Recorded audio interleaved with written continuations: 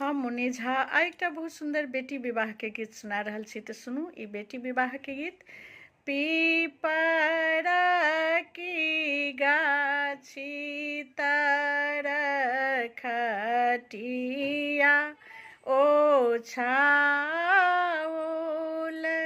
झीर झीर बहाए बसतिया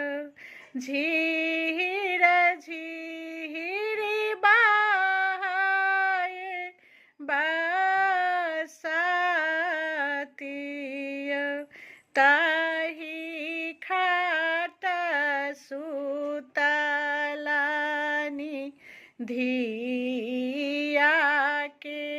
बाबा आबि गेला आलसक नींदय आबि गेला आलसक नींदय सुपति खेलैते आबै बाबा के धिया कते बाबा सुतलौ निश्चिंतय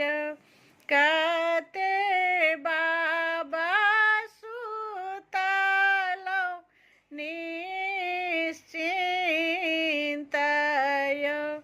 जाहि घरे आहो बाबा बेटी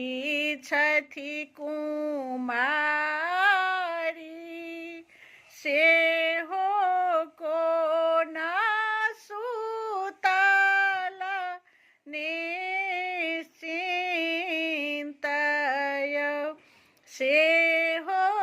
कोना सुतल निश्चिंतय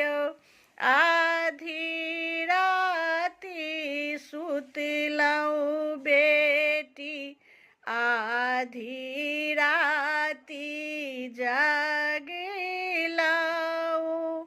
भै